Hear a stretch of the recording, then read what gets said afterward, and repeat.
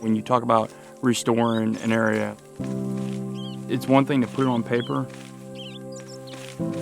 but when you start building it, a lot of times Mother Nature will help you understand where things need to go. Patience, dedication, and sounds cliche is, what is the site telling us? So we have to listen.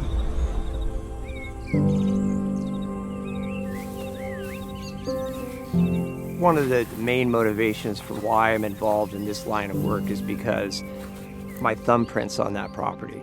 That will be in this state forever. That's very rewarding, and that's what motivates me, and it motivates a lot of other people that work at Westervelt Ecological. That is probably what I'm most proud of, is we're doing something that's tangible, that you can actually walk out your front door, take a drive, and actually put your feet on the ground on something we've actually done and made a material impact to. Because the properties we restore will be preserved in perpetuity. We're not just looking at year to year, we're looking at forever.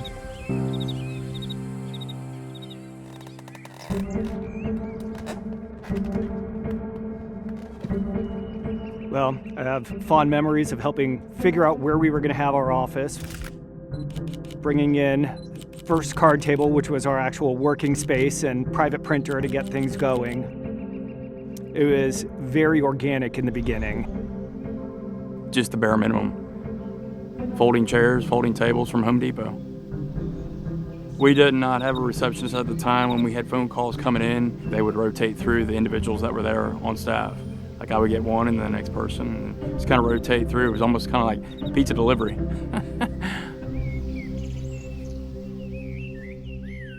The three founders, Greg Sutter, Greg DeYoung, and Craig Denisoff, they were, I would say, considered pioneers of the industry. And there was a huge opportunity for taking our skills and expanding it and looking at long-term vision for sustainability. So the Westervelt company is a 140-year-old natural resource company. They said, we want to make you actually a division of our company and have you integrated into our processes and procedures. They saw conservation and restoration as an integral part of their stewardship mentality.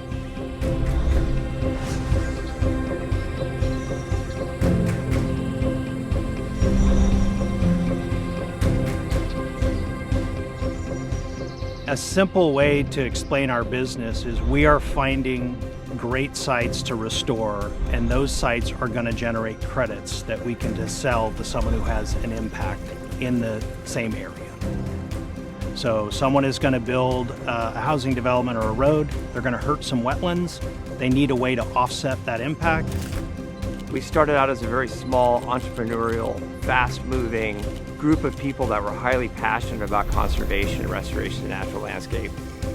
I mean, the early days, like just boots on the ground, compass, map, and a truck.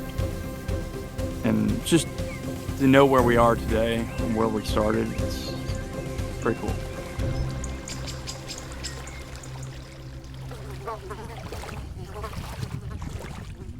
All right, no cursing. I'm going to take a little video for the marketers. I've been with WES since March of 2006, 20 years, since the beginning.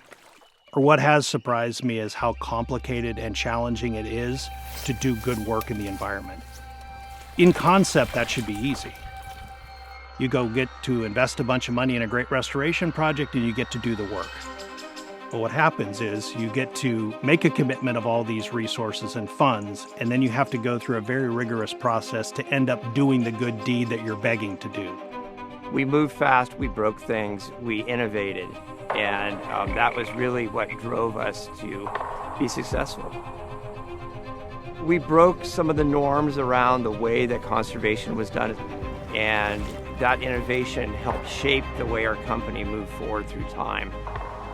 There was a moment in a meeting in Sacramento where I was explaining the natural process restoration that we were proposing, and one of the regulators said, "That sounds terribly risky." And I stood up at the table and I go, "This is the least risky project you guys have entertained in 10 years. Nature will do this. you have to have some trust. There was a lot of pushback, but because all of us had a lot of experience and skill, we were able to bring them these ideas forward and help them understand that this was a better way to approach conservation.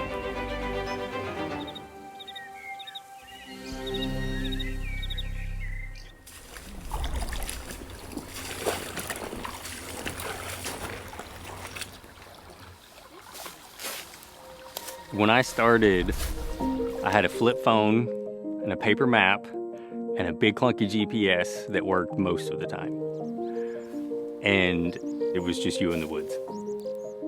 And we had to carry big antenna with backpacks in the field. And you can imagine how cumbersome that is. Now we have iPhones and iPads and Bluetooth receivers. So to get the accuracy that we need, we're able to use those very small units now. Our folks who are already doing a very hard job don't have to be burdened with a lot of big equipment. Just you've got more of a bandwidth with folks to help out with support, with getting through from just the early admin stuff to early project development onto project permitting and design construction. The staff, it's amazing where we are today and where we were when we started.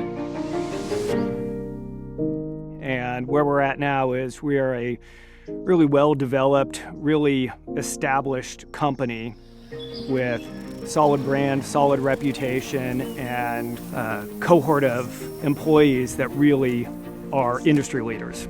We went from 5 guys sitting around a cardboard table to now about 120 employees and now close to 50,000 acres of conservation or restoration. We became ultimately an employer of choice. People wanted to come work for us.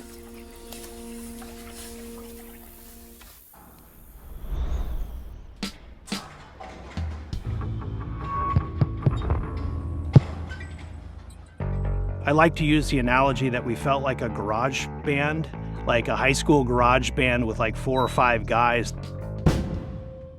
But that's how we started, was really sitting around that table, looking at projects together. Now it feels more like an orchestra instead of a garage band. A lot more instruments, a lot more people, a lot more coordination. When we go out on the properties, the diversity of species, the conversion back into restored floodplain or species habitat, it just makes me really proud for the work that we're doing. The journey's been great. I've been very lucky to work with a lot of talented people. It's good times, just working with folks you like and you love. Everything you do makes a difference, and you have to decide what that difference is. I try to live by that, and this is my small way of making a difference. We're building projects that have generational benefit. We may not see sort of the fruits of that labor, but we know that generations after us will, and that's actually really fulfilling. It is a legacy. I'll be able to come out here with my grandkids one day and hopefully show them the trees I planted, and they could do the same with their grandkids. It'll be forever.